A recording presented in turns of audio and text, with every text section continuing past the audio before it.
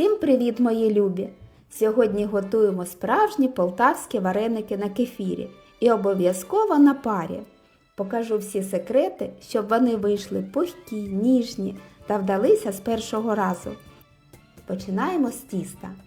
У миску всипаю 300 г борошна, додаю пів чайної ложки солі та чайну ложку соди без гірки. За бажанням можна додати ще столову ложку цукру. Перемішую сухі інгредієнти і вливаю склянку кефіру. Замість кефіру підійде і кисле молоко. Важливий момент. Кефір не повинен бути холодним. Найкраще кімнатної температури або ледь теплий, тоді сода спрацює як треба. Замішую тісто. Спочатку ложкою, а потім руками. І тут головний секрет пухких вареників. Не забивайте тісто борошном. Воно не має бути тугим чи схожим на гумовий м'ячик. Правильне тісто дуже м'яке, ніжне і зовсім трохи липкувате. Бачите, зараз воно ще липне до рук, тому потроху підсипаю борошно. Його кількість завжди залежить від самого борошна і густоти кефіру, тому до грама тут не вгадаєш. Довго вимішувати не потрібно. Подивіться, яке воно живе, м'яке. Округляю тісто, кладу в пакет і залишаю відпочити на 15-20 хвилин. Для начинки сьогодні у мене вишня. Купила її кілька днів тому, але часу на вареники не було, тому видалила кісточки і заморозила. Для вареників вишню можна попередньо розморозити, а можна ліпити вареники прямо із замороженої. Так у ягодах залишиться більше соку, але свіжа вишня найкраща. Поки тісто відпочиває, підготую каструлю для варіння на парі. Наливаю воду приблизно на третину каструлі. Зверху натягую мокру марлю. Добре закріплюю мотузкою або гумкою.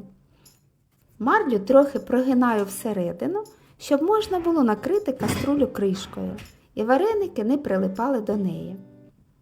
А можна накривати каструлею мискою. Якщо використовуєте металеву решітку, обов'язково змастіть її олією. Тісто відпочило, ділю його на дві частини. Тепер розкачую, але не тонко. Для парових вареників товщина тіста має бути приблизно пів сантиметра. Саме так вони виходять особливо пухкими. Вирізаю кружечки звичайною склянкою. У мене діаметр 7 см. Обрізки тіста теж використовую. З них вийдуть чудові варенички. Вишні ставлю під нахилом, щоб стікав зайвий сік. Дощечку, на яку складатиму вареники, припорошую борошном. На кожну вареничку насипаю приблизно пів чайної ложки цукру. Викладаю вишні, ретельно защіпую краї. Ще одна порада – стежте, щоб вишневий сік не потрапляв на краї тіста. Через це вареники можуть погано зліплюватися і розкриватися під час варіння. До речі, на каналі є ще рецепт вареників із вишнями на заварному тісті. Посилання зараз з'явиться зверху на екрані і буде в описі до відео. Парові вареники на кефірі виходять пухкі, наче маленькі булочки, а вареники на заварному тісті мають тоненьку еластичну оболонку. Із залишків тіста ліплю вареники іншим способом. Розкачую ковбаску, нарізаю на шматочки, кожен обкачую в борошні, розкачую окремий кружечок. А далі все як завжди. Я ліплю вареники невеликими порціями і одразу варю. Якщо вони довго лежать, вишневий сік починає просочуватися назовні. Перша партія вареників зліплена. Вода вже добре кипить. Викладаю вареники так, щоб вони не торкалися один одного. Під час варіння вони помітно збільшаться в розмірі, тому їм потрібен простір. Накриваю кришкою і варю рівно 5 хвилин, максимум 6. Дуже важливо не перетримати, інакше вареники втратять свою пухкість, стануть щільними, як гума. Тільки подивіться на цю красу, які вони пухкенькі. Одразу перекладаю їх у тарілку. Додаю вершкове масло, посипаю цукром, накриваю кришкою. Від гарячої пари цукор розтане і перетвориться на смачний сироп. А тепер давайте розламаємо один вареник. Подивіться, яке пористе ніжне тісто.